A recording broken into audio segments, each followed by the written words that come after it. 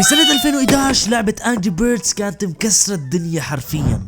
كان عندهم مجموعة ضخمة من الألعاب والأفلام وقدروا يطلعوا أرباح خيالية تجاوزت ال$100 مليون، والكل كان متوقع انهم رح يضلوا بالقمة للأبد. ولكن فجأة بسنة 2019 كل شي تغير.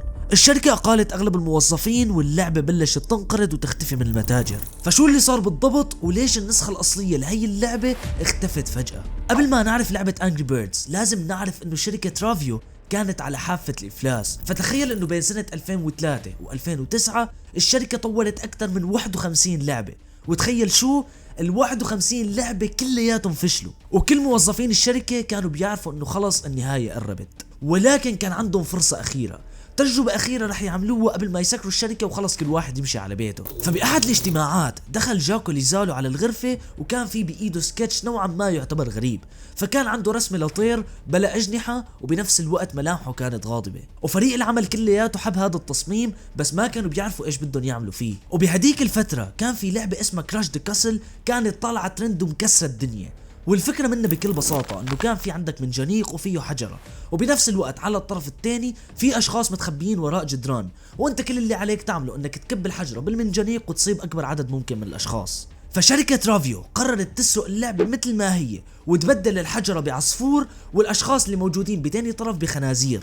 وفعلا بتنزل لعبة انجري بيردز على الاب ستور بسنة 2009، وخلال اول كم شهر اللعبة كانت عم تفشل فشل ذريع مثل باقي العاب رافيو. ولكن بسنة 2010 كل شي بتغير. فشركة ابل قررت تمسك لعبة انجري بيردز وتحطها بالصفحة الاساسية على الاب ستور، وهون اللعبة انفجرت وصارت ترند باغلب دول العالم. فهي ما كانت مجرد لعبة، هي كانت عبارة عن ادمان لمجتمع كامل. فعليا كنت تشوف الكبير والصغير قاعد عم بيلعب انجري بيردز. والسر ما كان بانه اللعبة كتير خارقة، لا، السر كان بانه اللعبة كانت بسيطة. فاللعبة ما كان فيها اعلانات، وبنفس الوقت ما كان في داعي تدفع لحتى تفوز. كل اللي عليك تعمله انك تروح وتشتري اللعبة ب $0.99 من الاب ستور وتلعب فيها قد ما بدك. وهون بلش العصر الذهبي للعبة انجري بيردز. فاللعبة قدرت تحقق أكثر من $106 مليون بسنة 2011، وانتقلوا من 28 موظف بأول السنة ل 225 موظف بآخر السنة. وبعد أقل من 5 شهور اللعبة بتدخل موسوعة جينيس كأول لعبة بالعالم بتوصل للمليار تحميل. وبحلول سنة 2012 شركة رافيو بطلت تعتبر حالها شركة ألعاب، وإنما صارت تعتبر حالها شركة ديزني القادمة. وعلى فكرة أرقامهم بهديك الفترة كانت مرعبة، فكان في أكثر من مليار شخص عم بيلعب اللعبة، وبنفس الوقت أرباحهم تعدت مئات ملايين الدولارات. لحد ما شركة ناسا قررت تتعاون معهم لحتى تعمل انجري بيرد سبيس. وهون بلش التعفيس والطمع دخل على الشركة. فبدال ما يقعدوا يطوروا ألعاب جديدة قرروا يحلبوا البقرة اللي عندهم لآخر نقطة. فصار عنا انجري بيردز ريو، سبيس، ستار وورز، سيزونز، فريندز، جو وإبك. فعليا نفس اللعبة ولكن بثيمات مختلفة واشكال مختلفة. والسوق بوقتها غرق بمنتجات رافيو، والشركة صارت تتطور اكتر واكتر لحد ما عملوا استوديو انيميشن خاص فيهم لحتى تكون هي اول خطوة لدخولهم بعالم الافلام. وفعلا بينزلوا اول فيلم للعبة انجري بيردز، والفيلم بيحقق ارقام جنونية. وشركة رافيو كانوا مفكرين انه هن رح يضلوا بالقمة للابد، ولكن المعروف انه بعالم البزنس اذا حاولت انك انت تتطور اكثر من حجمك رح تندعس ورح تمسح فيك الارض. فبحلول سنة 2014 2015 اللعبة صارت نوعا ما قديمة، والناس صارت تمل من نفس المراحل ونفس الفكرة ودايما نفس اللعبة بس عم تنعاد باشكال مختلفة. هذا الشيء اللي ادى انه ارباح الشركة تقل بشكل كتير كبير. وشركة رافيو قررت انها تفصل عدد كتير كبير من الموظفين اللي قدام بالشركة بحجة انه هن ما عندهم افكار جديدة. فلحتى تقدر الشركة تنقذ ارباحها قررت تتخلى عن المبدأ اللي خلاهم ينجحوا من الاساس، واللي هو البساطة وانك انت تقدر تلعب ببلاش. فبسنة 2015 اطلقوا لعبة انجري بيردز 2 اللي من اسمها يفترض انه هي تكون تكملة للجزء الاول، ولكن الحقيقة عكس هيك تماما. فهي اللعبة كانت مصممة بدقة وعناية لحتى يسحبوا كل الفلوس الموجودة بجيبك. فتحولت لعبة انجري بيردز للعبة بنظام فري تو بلاي المقرف. فلما انت بتقعد وبتلعب هي اللعبة رح يكون عندك عدد معين من الارواح، كل ما تخسر رح تنقص ارواحك.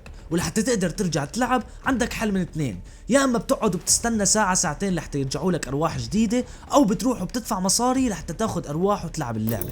وهون كان الفرق الجوهري بين لعبة انجري بيردز القديمة ولعبة انجري بيردز الجديدة. فبلعبة انجري بيردز 1 انت كنت بتدفع لمرة وحدة بعدين بتقعد وبتلعب قد ما بدك، اما بلعبة انجري بيردز 2 صح انت بتنزل اللعبة بشكل مجاني، ولكن بدك تضطر كل يوم تدفع اكثر واكثر بس لحتى تقدر تحصل على ارواح اضافية. هذا غير انه هن غيروا نظام المراحل عندهم، فبدال ما يكون في ترتيب معين للمراحل اللي انت بدك تلعبها، صارت المراحل بتنعمل بشكل عشوائي. يعني اذا فتت لعبت المرحلة الثانية اليوم ما رح تكون نفس المرحلة الثانية بكرة. والهدف من هذا الموضوع انك انت اذا خسرت وخلصوا ارواحك بعدين قعدت واستنيت لحتى يتجدد الروح لترجع تلعب، ما تقدر ترجع تلعب نفس المرحلة، وانما المرحلة نفسها رح تتغير لحتى تضطر تدفع مصاري لادوات المساعدة اللي رح تساعدك لحتى تربح المرحلة. وطبعا هذا غير انه الاعلانات صارت بكل مكان، كل ما تكبس كبسة صار بيطلع لك اعلان، او فيك تدفع مصاري لحتى تروح الاعلانات هاي. بس المشكلة الاكبر ما كانت باللعبة الجديدة، وانما كانت باللعبة الاصلية نفسها. فشركة رافيو كانت داخلة بالحيط، ما كانت عارفة كيف بدها تقنع اللاعبين يروحوا يدفعوا مئات الدولارات على اللعبة المجانية، وبنفس الوقت اللعبة المدفوعة اللي حق دولار واحد لسه موجودة على المتجر وما فيها لا اعلانات ولا فيها اي شيء. فالحل كان بكل بساطة خلونا نقتل اللعبة القديمة. فبسنة 2019 وبدون سابق انذار بتختفي كل العاب انجري بيردز الكلاسيكية وبتنحذف من كل المتاجر. انجري بيردز الاصليه، سيزونز، سبيس، جو كلياتهم تبخروا. ولما اللاعبين سألوا الشركة ليش، الجواب كان بكل بساطة انه هي الالعاب صارت كتير قديمة وما عاد عم تقدر تكون متوافقة مع الاجهزة الجديدة، فلهيك نحن حذفناهم لحتى نطورهم مع الوقت ونرجع ننزلهم مرة تانية. ولكن كلياتنا بنعرف انه هذا الحكي كلياته كذب، لانه بنفس الوقت اللي انحذفت فيه هي الالعاب كان في العاب اقدم بكتير منها لسه موجودة على المتجر ولسه عم تشتغل على الاجهزة الحديثة. وطبعا اكيد هي الحركة خلت العالم كلياتها تهجم على الشركة، وعملوا هاشتاج على تويتر باسم برينج باك 2012، واللي كانوا من خلاله عم بيطالبوا شركة رافيو بانها ترجع النسخة القديمة للعبة انجري بيردز بدون تعديلات وبدون اي شيء. يعني بكل بساطة كل اللي بدنا اياه انكم تجيبوا لعبة انجري بيردز الاصلية وترجعوا لنا اياها على الاب ستور، لا تعدلوا عليها، لا تزبطوها، لا تعملوا فيها اي شيء، وحتى لو كانت ما مدعومة على جهازي انا بجيب جهاز قديم وبلعبها، المهم اللعبة الاصلية تكون موجودة عنا. وفعلا شركة رافيو بتستجيب للاعبين وبترجع اللعبة على المتاجر بسنة 2022. الجمهور كيف، ولكن مع الأسف الفرحة هي ما كملت، لأنه بعد أقل من أسبوع شركة رافيو بترجع بتحذف اللعبة بشكل كامل على كل أجهزة الأندرويد، وبنفس الوقت بتغير اسمها على أجهزة الآي أو إس، وبتصير The Reds First Fly، لحتى إذا أنت فتحت الأب ستور لحتى تدور على لعبة أنجري بيردز ما تلاقي اللعبة قدامك، وتلاقي البديل المجاني اللي فيه اعلانات وفيه كتير دفع. ولما العالم سألت ليش، طلع المدير وحكاها بكل صراحة: وجود النسخة الرخيصة للعبة على الاب ستور عم بيأثر علينا وما عم بخلينا انه نحن نقدر نحلبكم ونسرقكم بنسختنا الجديدة. فالحل الوحيد لحتى تقدر شركة رافيو تضل عم تربح مصاري اكتر واكتر انهم يحذفوا اللعبة القديمة من الاب ستور بشكل نهائي. ومع الاسف قصة لعبة انجري بيردز انتهت اليوم باستحواذ شركة سيجا عليها.